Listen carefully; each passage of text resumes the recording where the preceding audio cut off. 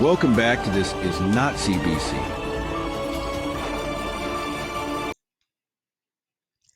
Okay, Canada, gather round. Quick refresher. You voted in an election. In my riding, people put a name on a ballot under a party flag for reasons: platform, values, promises. Then, surprise, one of those guys strolls into Parliament, tacks a new flag on his lapel, and somehow keeps the job. Ta da! Democracy? Except not. Yesterday, Nova Scotia MP Chris D'Entremont announced he's leaving the Conservatives and joining the Liberals. He said he read the new federal budget, had a think, talked to family and constituents, and boom, he's a Liberal now. The announcement came on November 4th, 2025. Let that sink in. You campaigned, you voted Conservative in Acadia, Annapolis for reasons. Maybe you wanted conservative fiscal policy. Maybe you wanted a certain stance on fisheries. Maybe you voted for the person as a conservative. Now your MP says, actually, scratch that. I like what the Liberals are doing. And he gets to keep the seat. No do over, no fresh mandate, no, hey voters, do you still want me? That's not democracy. That's musical chairs with your representation. Is this legal? Yes. Is it scandalous? Also, yes. Canada's system allows MPs to cross the floor. The Constitution and our election laws don't force a member to resign if they switch party affiliations. In plain English, an MP can change parties and keep their seat unless they choose to step down. The House of Commons procedure guides and legal analysis make this painfully clear. That's the loophole. That's the problem. Now let's be real for a second. Timing is everything. D'Entremont's switch happened the day the Liberal budget was tabled.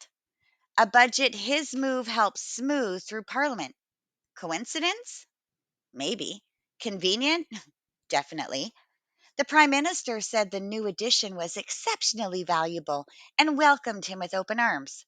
I can hear the champagne corks popping in the PMO. So here's the spicy part everyone's whispering about, but no one can prove over their morning coffee. Was there a deal? Some handshake? Cash under the table? We don't have receipts. I'm not accusing anyone of criminality. Not yet. But politics is politics, and the optics are rotten.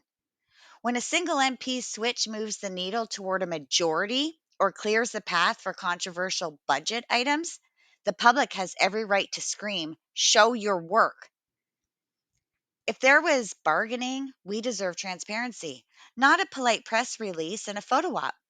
And if there wasn't bargaining, tell us that too and explain why your loyalty can flip like a light switch. Look, Canadians are split on this practice. Surveys show a big chunk of the public thinks floor crossing should trigger a by election because voters elected a party person, not a free range politician. About 4 in 10 Canadians say politicians changing parties between elections shouldn't be allowed. And many insist the right fix is to force a rerun in the riding. That's not some radical fringe demand. It's a common sense ask. If your political colors change, go ask the people whether they still want you. So, what's the legal fix? There are ideas, but the courts and constitutional scholars have a point. Any law that forces an MP to resign for crossing the floor could run headfirst into charter arguments: freedom of expression, freedom of association, and be struck down. Provinces that tried to bind members to party lines have had their rules challenged in court. The upshot: you can legislate ethics, transparency, stronger rules on donations and inducements, but you can't easily force a sitting MP to give up their seat without a clear legal path that survives constitutional scrutiny. In short, it's messy, but not impossible if Parliament actually wants to act. Here's what should happen next: immediate transparency. Full accounting of any meetings, promises, or offers made to the MP by the Liberal Party or government officials. No PR fluff, actual records. A public inquiry or ethics review. If any behind the scenes deals exist, let an independent body find them. If there's nothing to hide, an inquiry will prove that.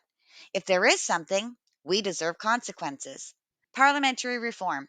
Force votes on anti floor crossing measures that actually respect the Charter, mandatory disclosure of inducements, cooling off periods, and a mechanism for constituents to trigger a recall type process. And yes, ask for a by election. Publicly pressure the MP to resign and run under his new banner. Let the voters decide. If he's proud of his conversion, let him prove it. If you're angry, good, you should be.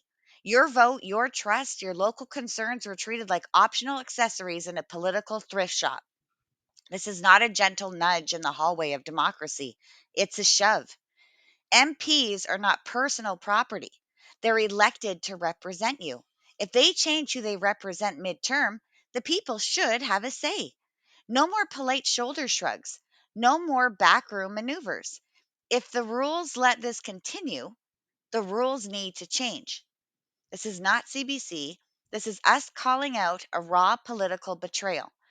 If Chris D'Entremont thinks he can swap labels and keep your seat without consequence, he's got another thing coming.